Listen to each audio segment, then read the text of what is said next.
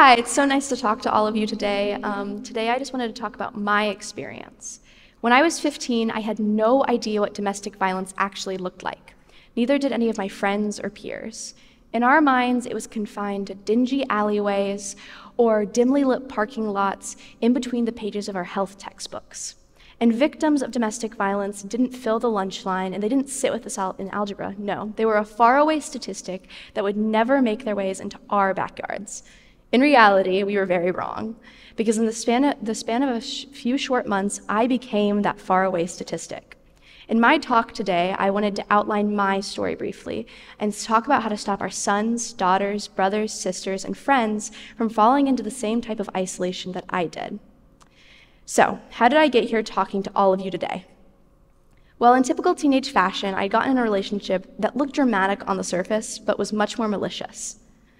I'd met a boy who very clearly showered me in love and affection and cared for me. He went everywhere with me and made me feel like the center of his universe. In reality now, I know that was the honeymoon phase, one of three phases in the cycle that most experts recognize as the cycle of abuse. Then things started to change. Love and compliments became very backhanded and awful. You look awful with that stuff on your face. Can you please take it off? To downright cruel. You need to lose weight. But this was the tension-building phase. I didn't have any reason to leave yet, I thought. Everything was being framed as my fault, and I felt like I had no option but to stay. And then phase 3 happened, the explosion. One morning, I received a message from a mutual friend. It was a photo of him cheating on me with somebody I'd been called crazy and insane for even asking about.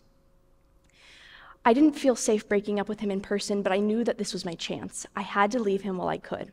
So I called him with a mutual friend, and I broke up with him. He threatened to hurt himself or kill himself, and when I didn't back off, he fell silent. Then the apologies started. The next day, it felt like my phone and ears were being flooded with a tsunami of apologies. And I thought that it was over. I thought it was done. And then the explosion happened. One morning before school, he confronted me. He yelled at me. He accused me of hating him, of cheating on him, and doing everything to hurt him. When I walked away, he walked up and grabbed me so hard that there was a bruise on my arm for 3 weeks. And I was one of the lucky ones. I have a system of people that support and love and care for me. Friends, families, faculty, and staff that help me build myself up from phase 1. Not everyone is so lucky. We need to talk about the epidemic of violence and abuse in our youth. According to the Family Violence Prevention Fund, 1 in 5 teen girls in high school reported experiencing sexual and/or physical violence from a dating partner, and women ages 16 to 24 have the highest per capita rate of intimate partner violence or domestic violence.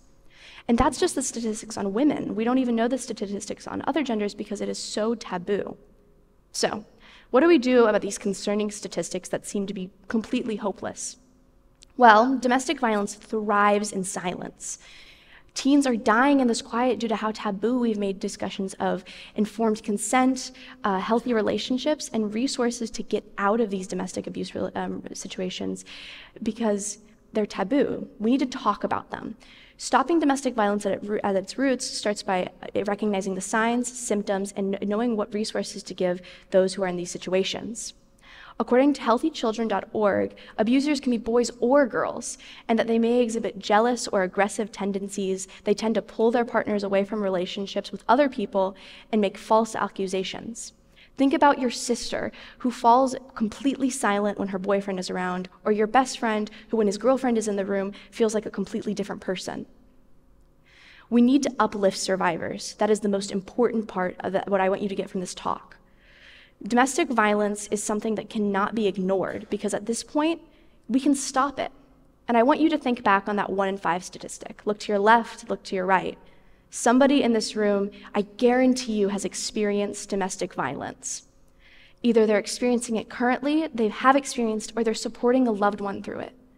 If we talk about it together, we can let everyone know that love shouldn't hurt. Thank you so much for listening to me today.